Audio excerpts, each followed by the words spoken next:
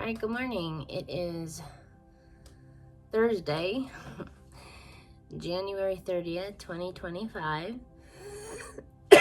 I'm supposed to be out and about right now with a very dear friend of mine, but my cough came back with a vengeance last night and this morning.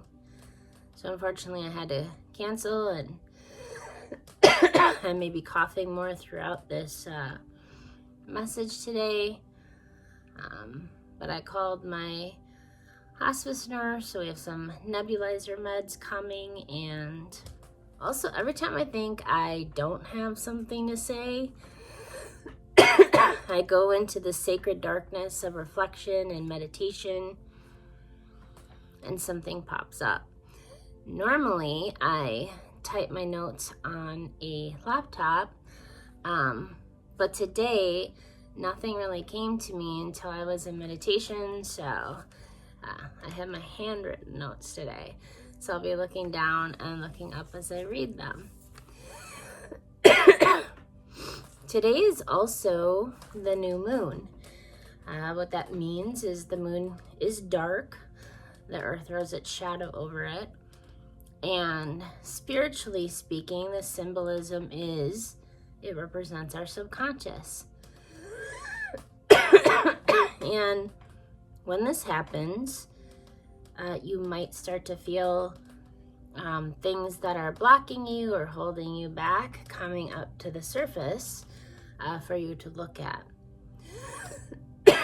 And if you're able to clear those during this time, theoretically 2 weeks from now, when the moon is full, you'll be able to see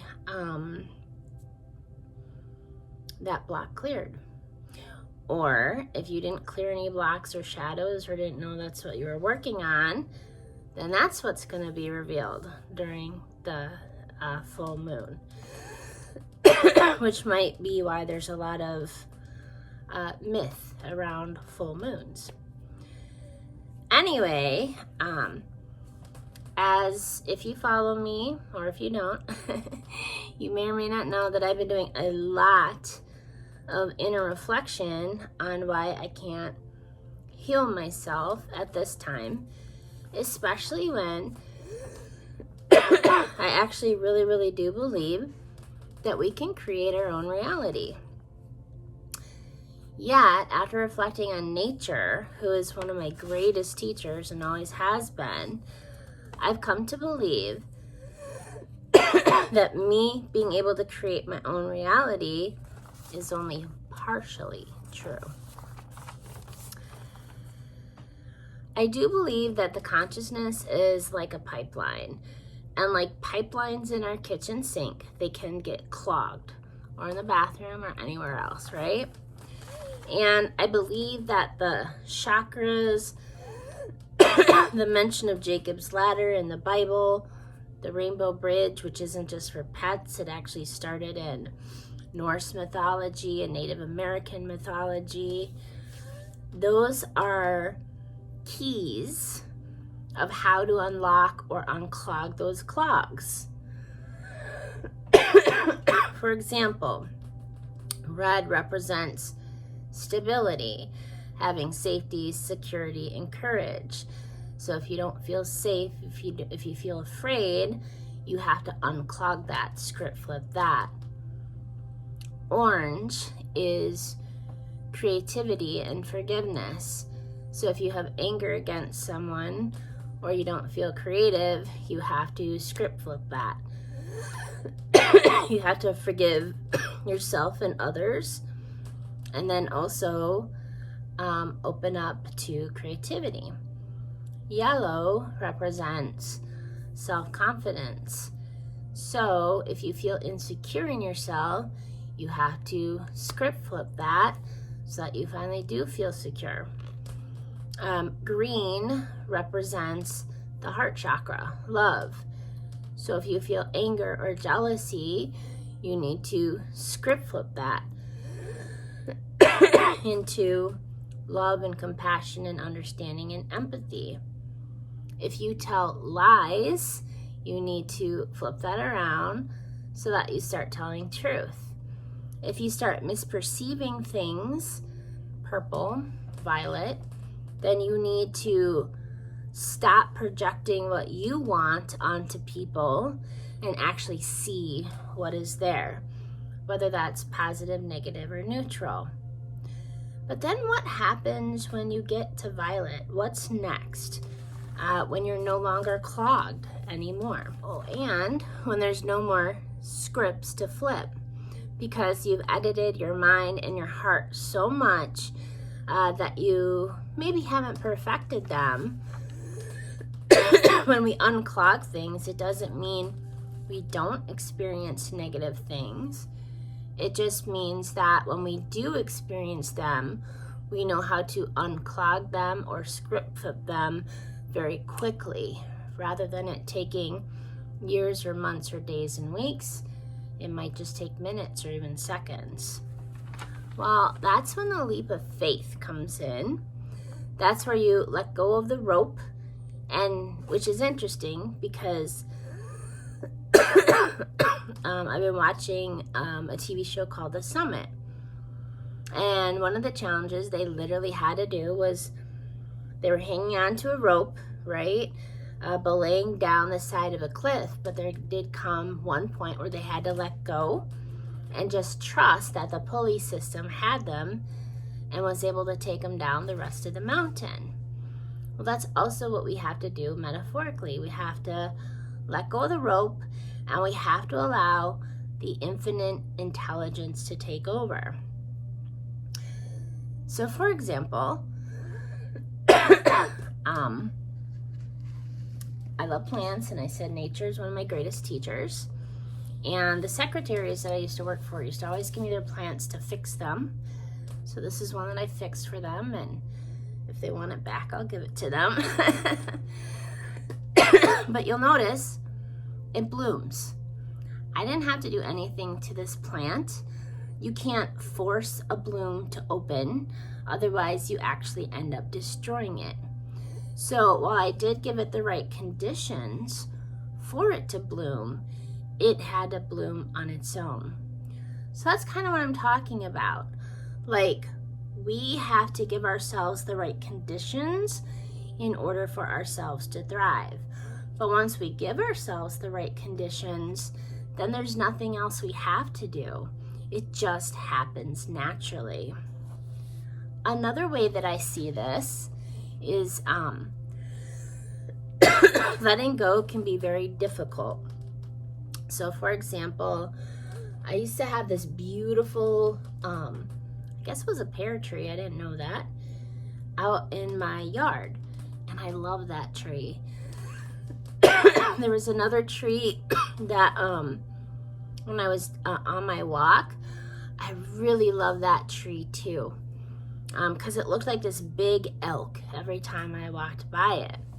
And my tree in my yard had these big, beautiful, in the spring, it would turn all white with pear blossoms. It was so beautiful.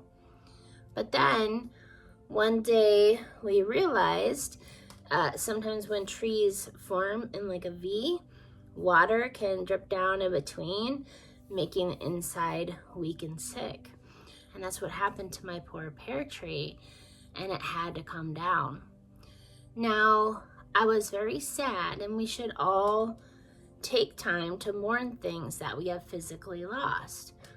However, if I would have stayed only looking at that where my pear tree had been, I would have never noticed the beautiful weed tree that was growing in my front yard that actually added a beautiful presence to my garden. And now I could hang my bird feeders on that, and I could form a relationship with that new tree. You know, in 2024, I fought cancer, and I cleared a lot of my subconscious.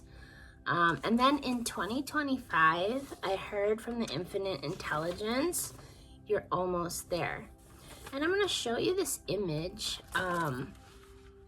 that infinite intelligence showed me, actually 2 or 3 images.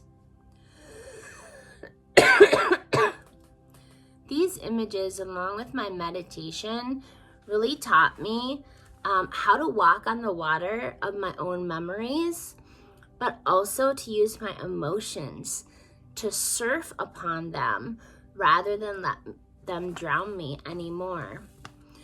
Now there is nothing left for me to manifest except for to allow the infinite intelligence to work through me. And yes, that might mean that it might lead to my own physical demise.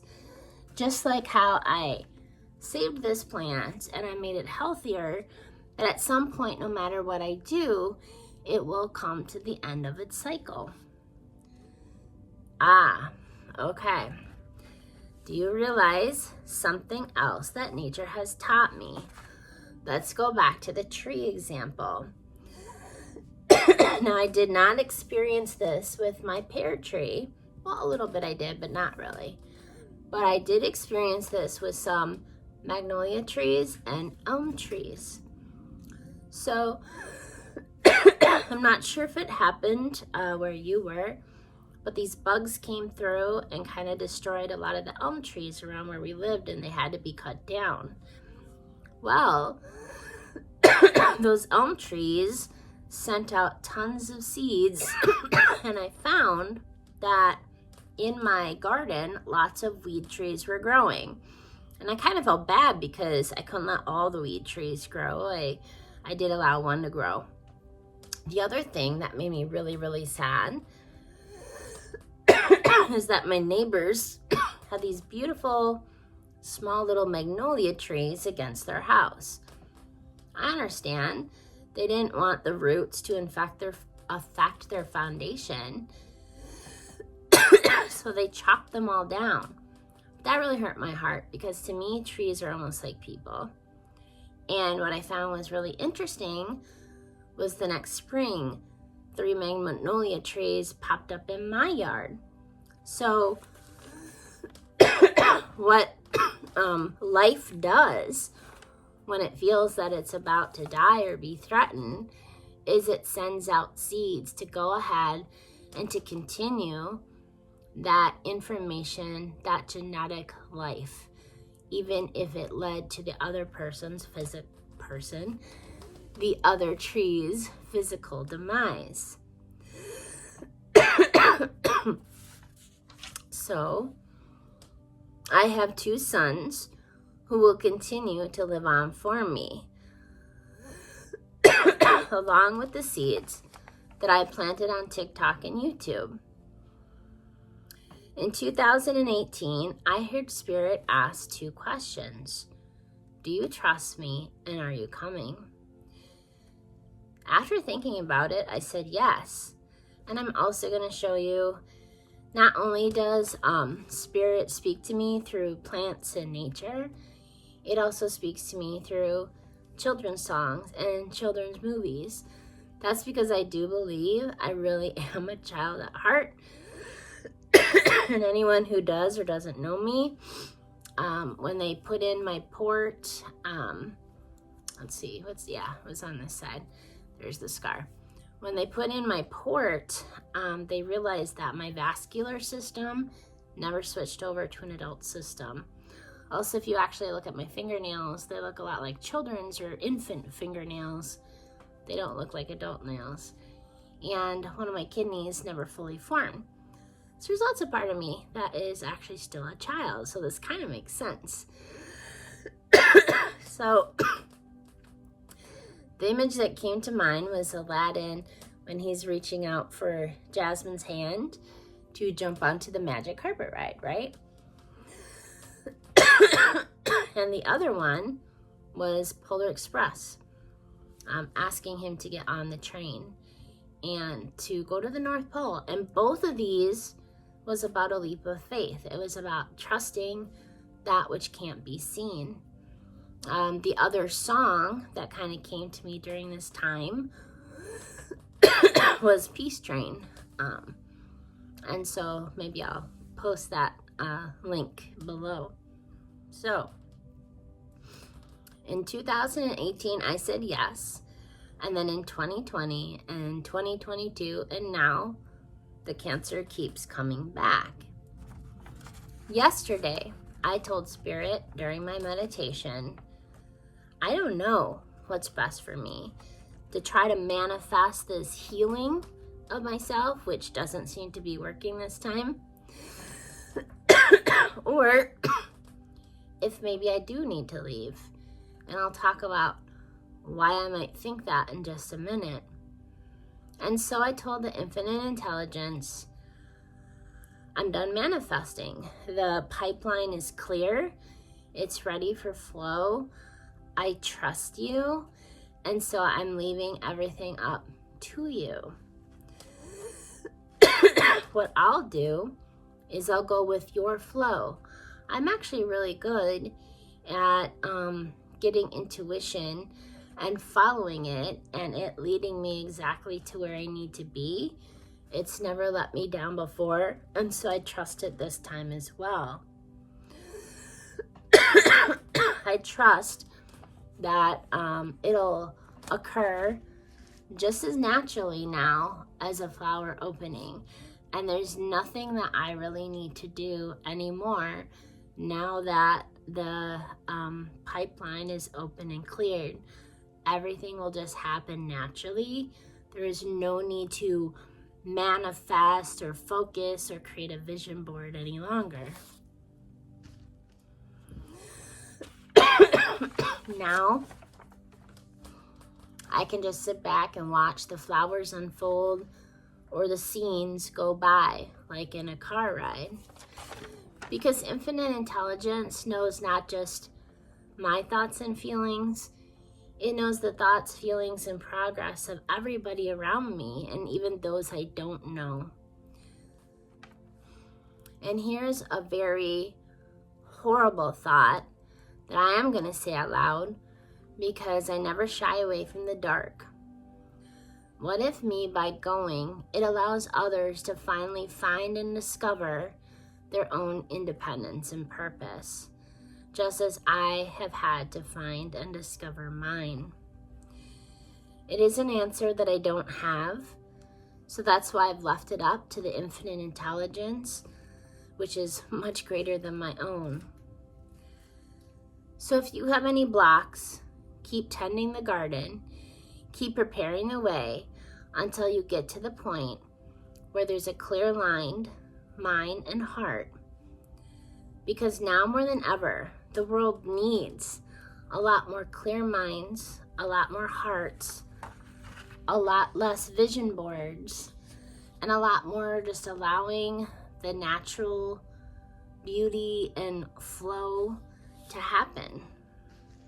Now, yes, you do still need to fight if you feel that there is injustice in the world, but I think what we need to share even more is clear minds and hearts, because that's what the world needs, and it needs you.